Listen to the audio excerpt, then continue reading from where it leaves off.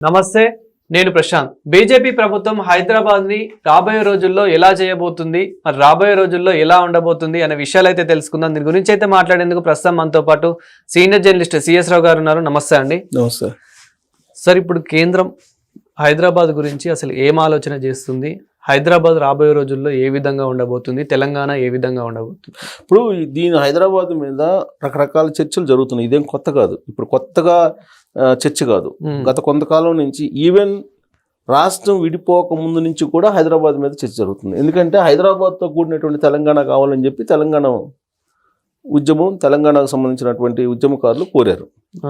కాదు, మాకు ఒకవేళ రాష్ట్రాన్ని విడదీసే పని అయితే కనుక మాకు హైదరాబాద్ను ఉమ్మడి రాజధానిగా చేయమని చెప్పి ఆంధ్రప్రదేశ్కు సంబంధించిన కొంతమంది ప్రపోజల్స్ ఉంచారు. లేదు అని అంటే హైదరాబాద్ను కేంద్రపాలిత ప్రాంతం చేయండి అని చెప్పి మరికొంతమంది అప్పట్లో వినిపించారు. ఇవన్నీ కాదు, అసలు రాయల తెలంగాణ చేయండి అని చెప్పి రాయలసీమ వాళ్ళు ఒక ప్రపోజల్ పెట్టారు అప్పట్లో. ఇట్లా రకరకాల ప్రపోజల్ హైదరాబాద్ చుట్టూ తిప్పారు. ఎందుకు తిప్పారు హైదరాబాద్ చుట్టూ అని అంటే, ఉమ్మడి రాజధాని హైదరాబాద్ని డెవలప్ చేసేది చంద్రబాబు నాయుడు గారు. చంద్రబాబు నాయుడు గారు ముఖ్యమంత్రి కాకముందు హైదరాబాద్తో కూడినటువంటి తెలంగాణ రెవెన్యూ 45% ఉంది. హైదరాబాద్తో కూడినటువంటి తెలంగాణ రెవెన్యూ ఉమ్మడి ఆంధ్రప్రదేశ్లో. ఆ రోజున ఆంధ్ర రెవెన్యూ వచ్చేసి 55% ఉంది. 55%, 45% ఇంక్లూడింగ్ హైదరాబాద్ తెలంగాణ రెవెన్యూ ఉంది. అయితే చంద్రబాబు నాయుడు గారు మళ్ళీ 2004కి ఆయన ముఖ్యమంత్రిగా దిగిపోయేటప్పటికి ఉల్టా అయింది.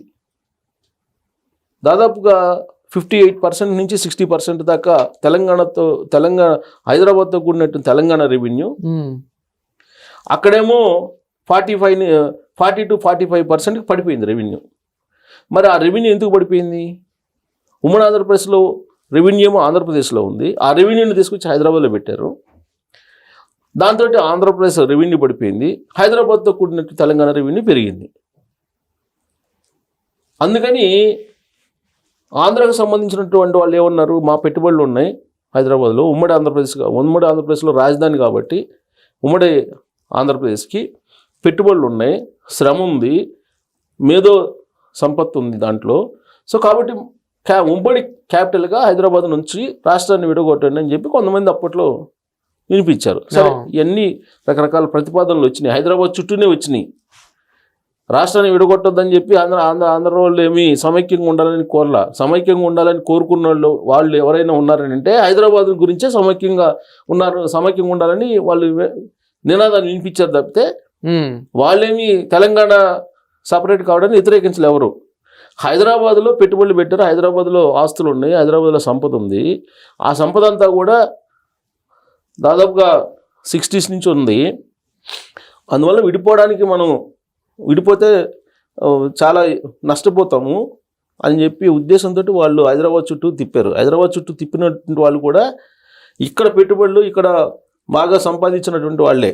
మామూలు ఎవరు రాష్ట్రం విడిపోతానంటే వద్దనలా, ఆంధ్రలో ఎవరు వద్దనలా. ఒకవేళ సమైక్య ఉద్యమం వచ్చినా కానీ అది కావాలని ఈ హైదరాబాద్ కోసం చేసినటువంటి ఉద్యమం తప్ప రియల్గా సమైక్యంగా ఉన్నాము, తెలంగాణ వాళ్ళతో కలిసి ఉన్నాము అని చెప్పి ఎక్కువ మంది అనుకోవాలి అప్పుడు. సో ఇవన్నీ సర్వే చేసుకున్న తర్వాత పబ్లిక్ ఒపీనియన్ తీసుకున్న తర్వాత రాజకీయ పార్టీలన్నీ ప్రణబ్ ముఖర్జీ కమిటీకి లెటర్లు రాసాయి ఏకగ్రీవంగా. ఒక CPM తప్ప అన్ని పార్టీలు మీరు తెలంగాణ ఇచ్చేసి రాష్ట్రాన్ని విభజించండి అని. రాష్ట్రాన్ని విభజించండి అన్నప్పుడు హైదరాబాద్తో కూడినటువంటి తెలంగాణ ఏదైతే తెలంగాణ ఉద్యమకారులు కోరారో ఆ మేరకు రాష్ట్రాన్ని ఇచ్చేశారు కానీ హైదరాబాద్ని 2014 నుంచి 2024 దాకా ఉమ్మడిగా ఉంచుకోమన్నారు ఆ బిల్లులో. అది అలా హైదరాబాద్ తోటి బాగా కనెక్ట్ అయ్యి ఉమ్మడి రాజధాని కాబట్టి హైదరాబాద్ తోటి ఉన్నటువంటి ఆర్థికపరమైన సంబంధాలు కానీ మానవ సంబంధాలు కానీ అనేక ఉన్నాయి ఇక్కడ.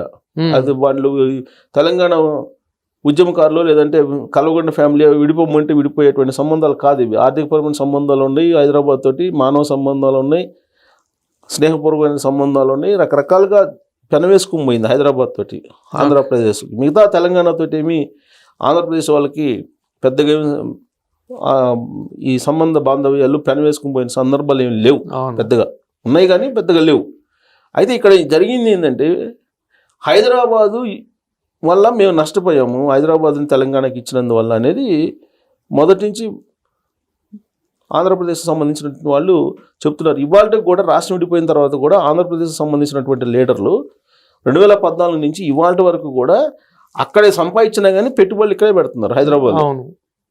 హైదరాబాద్లో ఖాళీ చేసి వెళ్ళిన వాళ్ళు వచ్చి అక్కడ ఆంధ్రాలో సంపాదించిన సంపద అటు ఇసుక సిండికేట్లు ద్వారా సంపాదించింది కానీ, లిక్కర్ సిండికేట్ల ద్వారా సంపాదించింది కానీ, ల్యాండ్ సిండికేట్ల ద్వారా సంపాదించింది కానీ, పొలిటికల్ కరప్షన్ కానీ, అఫీషియల్స్ కరప్షన్ కానీ, ఈ అమౌంట్ మొత్తం ఇక్కడికే చేరింది. అందువల్ల దీని రెవెన్యూ పెరుగుతూ ఉంది తెలంగాణది. ఇప్పుడు ఏంటి, హైదరాబాదు రెవెన్యూలో మొత్తంలో 75% హైదరాబాద్ ఉంది. అంటే ఇక్కడ సెంట్రిక్ అవుతుంది. ఇక్కడ సెంట్రిక్ ఎందుకు అవుతుందంటే అక్కడి నుంచి మళ్ళీ ఇక్కడ పెట్టుబడులు ఇప్పుడే ఇవాళ కూడా వస్తున్నాయి. సో అందుకని చెప్పేసి ఎప్పటికైనా సరే ఒకవేళ బీజేపీ వాళ్ళు లేదంటే ఒకవేళ ఆంధ్ర వాళ్ళు డిమాండ్ చేస్తే రాజకీయ పరిస్థితులు ఎప్పుడు ఒక రకంగా ఉండవు కదా. దేశాలు విడిపోయింది మళ్ళీ కలుసుకున్నాయి, బెర్లిన్ కూడా పగలగొట్టి దేశాలే కలిసిపోయినాయి. సో ఒకవేళ మళ్ళీ ఛాన్స్ ఒకవేళ కలిసే ఛాన్స్ ఉందా అని అంటే ఇది నేను చెప్పడం కాదు, వైఎస్ఆర్ కాంగ్రెస్ పార్టీ వాళ్ళే 2019 నుంచి 2024 మధ్యకాలంలో అనేక సందర్భాల్లో మళ్ళీ మనం ఆంధ్రాని విలీనం చేద్దాం తెలంగాణని ప్రపోజల్ పెట్టారు. బీఆర్ఎస్ పార్టీ ఇక్కడ అధికారంలో ఉన్నప్పుడే. అంటే ఇప్పుడు తెలంగాణ ఆంధ్రప్రదేశ్ కలవబోతుంది అంటున్నారా, లేదు ఓన్లీ హైదరాబాద్ ఆంధ్రప్రదేశ్ కలవబోతుంది? నేను కలవబోతుందని నేను చెప్పట్లా. బీఆర్ఎస్ పార్టీ ఇక్కడ అధికారంలో ఉన్నప్పుడు, అక్కడ వైఎస్ఆర్ కాంగ్రెస్ పార్టీ ఉన్నప్పుడు వైఎస్ఆర్ కాంగ్రెస్ పార్టీ వాళ్ళే పేరు నాని కానీ, కొడాలి నాని కానీ ఇలాంటి వాళ్ళు జగన్మోహన్ రెడ్డికి అత్యంత సన్నిహితులు ఏమన్నారు, తెలంగాణలో మనం ఆంధ్రప్రదేశ్ని విలీనం చేద్దాం అని అన్నారు, కలిసి ఉందాం విలీనం చేద్దాం అని. అప్పుడేమి బీఆర్ఎస్ పార్టీ వాళ్ళు సపోర్ట్ చేయలే. సో ఇవన్నీ నడుస్తున్నాయి. సరే వాళ్ళు రాజకీయంగా ఏమన్నా మాట్లాడుకొని, బట్ హైదరాబాద్ విషయంలో కేంద్రం కూడా పొలిటికల్ యాంగిల్లో, బీజేపీ కూడా పొలిటికల్ పార్టీ కదా. కేసీఆర్ గారు చెప్పినట్టు బీఆర్ఎస్ పార్టీ ఏమి మఠం పార్టీ కాదు కదా, సన్యాసం తీసుకుని కాము కూర్చోడానికి. సో వాళ్ళు కూడా బీజేపీ వాళ్ళు కూడా అంతే, వాళ్ళు కూడా వాళ్ళ రాజకీయపరమైనటువంటి అనుకూలతలు ఏంటి అనేది కూడా లెక్కేసుకుంటారు. పైగా హైదరాబాద్ కేంద్రపాలిత ప్రాంతం చేయాలనేటువంటి ప్రపోజల్ ఎప్పటి నుంచో ఉంది, ప్లస్ దేశ రెండు రాజధాని అనే ప్రపోజల్ కూడా ఉంది. ఇది కనీసం వాళ్ళ మేనిఫెస్టోలో ఉంది ఒక మూమెంట్లో, దేశ రెండు రాజధాని అనేది బీజేపీ దాంట్లో. సో పరిణామాలు ఎప్పుడైనా మారచ్చు. ఇప్పుడు ఎక్స్ప్రెస్ హైవే వేస్తున్నారు ఎక్కడికి, అమరావతి కను హైదరాబాద్కి, జస్ట్ 2 అవర్స్లో జర్నీ చేయొచ్చు. సో ఈ 20 జంట నగరాలు చేస్తారా, ఇలాంటివన్నీ జరుగుతున్నాయి. సరే ఇవి ఇప్పుడు కొంత హాస్యాస్పదంగా ఉండొచ్చు, ఊహాజనితంగా కూడా ఉండొచ్చు ఇవన్నీ కూడా. కాకపోతే భవిష్యత్తులో ఎప్పుడు ఏం జరిగితే తెలియదు కదా. రాష్ట్రం విడిపోతుందని ఎవరు అనుకున్నారు, ఎవరు అనుకోలేదు కదా, బట్ విడిపోయింది కదా.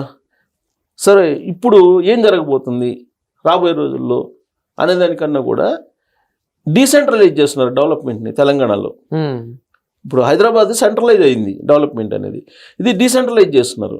డీసెంట్రలైజ్ ఎలా చేస్తున్నారు, Tier 2 సిటీస్కి అభివృద్ధిని తీసుకెళ్ళిపోతున్నారు. ఇప్పుడు హైదరాబాద్ కాదు, హైదరాబాద్లో ఎట్టి పరిస్థితుల్లో మీరు కన్స్ట్రక్షన్స్ కానీ లేదంటే హైదరాబాద్లో ఎలాంటి డెవలప్మెంట్ అనేది కాదు, మీరు ఫ్యూచర్ సిటీకి రండి అని చెప్పి తెలంగాణ ముఖ్యమంత్రి రేవంత్ రెడ్డి గారు చెప్తున్నారు.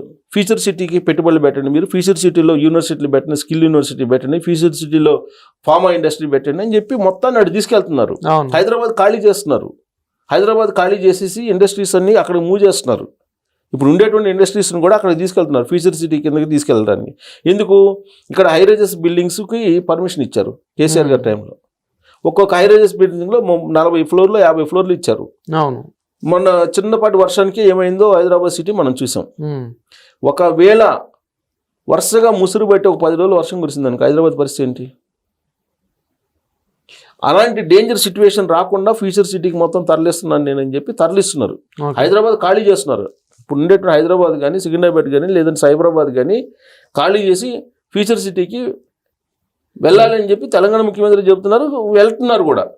ఒక మంచి ఆలోచన అనుకోవచ్చు. ఎట్ ద సేమ్ టైం అక్కడ ఫ్యూచర్ సిటీతో పాటు ఇంకొక వైపు వరంగల్ సిటీని డెవలప్ చేస్తున్నారు. వరంగల్ని తెలంగాణ రెండో రాజధాని అని చెప్పి అనౌన్స్ చేశారు. ఎవరు అనౌన్స్ చేశారు? పొంగులేటి శ్రీనివాసరెడ్డి గారును సురేఖ గారు మంత్రుల హోదాలో వాళ్ళు అనౌన్స్ చేశారు నిన్నగాక మొన్న. వరంగల్ తెలంగాణ రెండో రాజధాని, ఆ దిశగా దీన్ని డెవలప్ చేయాలని చెప్పి వాళ్ళు ఇచ్చినటువంటి స్టేట్మెంట్ మరుసటి రోజే అక్కడ హైరైజెస్ బిల్డింగ్ పర్మిషన్ ఇచ్చారు. మామూలుగా అయితే 4+1+5 ఏముంది పర్మిషన్ అక్కడ. ఇప్పుడు హై రైజెస్ బిల్డింగ్ పర్మిషన్ ఇచ్చారు. మరి డీసెంట్రలైజ్ జరుగుతుంది కదా, అంటే మరో హైదరాబాద్ తయారవుతుంది అక్కడ వరంగల్లో. అలాగే విచిత్రమైన పరిణామం ఏంటంటే కరీంనగర్లో హై రైజెస్ బిల్డింగ్ పర్మిషన్ ఇచ్చారు. తాజాగా Karimnagar corporation high rises building permission ఇచ్చారు. అంటే హైదరాబాద్ కాకుండా మిగతా ప్రాంతాల్లో డెవలప్మెంట్ అనేది ఉండాలి అనేటువంటి కాన్సెప్ట్ తోటి వెళ్తుంది ఈ గవర్నమెంట్. ఈ గవర్నమెంట్ వెళ్తుందని అంటే కేంద్ర ప్రభుత్వం యొక్క పాలసీలు, కేంద్ర ప్రభుత్వం యొక్క విధానాలకు అనుగుణంగా ఏ రాష్ట్ర ప్రభుత్వం అయినా నడుచుకుంటుంది. గవర్నమెంట్ ఏదన్నా, ఏ పార్టీది ఉన్నా కానీ. అంటే కేంద్ర ప్రభుత్వం నుంచి ఏదో డైరెక్షన్ ఉండబట్టే ఈ డీసెంట్రలైజ్, లేదంటే హైదరాబాద్ని ఖాళీ చేసేసి పక్క ప్రాంతాలకు వెళ్ళిపోవటం, ఇవన్నీ జరుగుతున్నాయి. ఇది కేవలం రాష్ట్ర ప్రభుత్వం చేసినటువంటి ప్రక్రియ కింద మనం అనుకోవడానికి లేదు. కేంద్ర ప్రభుత్వం ఇచ్చేటువంటి కొన్ని ప్రత్యక్ష లేదంటే పరోక్ష సంకేతాలు రాష్ట్ర ప్రభుత్వం అమలు చేస్తుందండి, ఏ రాష్ట్ర ప్రభుత్వం అయినా. మరి ఇప్పుడు వరంగల్ని, కరీంనగర్ని యుద్ధ ప్రాతిపదికన హై రైజ్ బిల్డింగ్ చేసి డెవలప్ చేయడానికి కారణం ఏంటి? హైదరాబాద్లో ఒత్తిడి ఎక్కువ ఉందని కదా. హైదరాబాద్లో ఫ్యూచర్ సిటీని తయారు చేస్తున్నారు.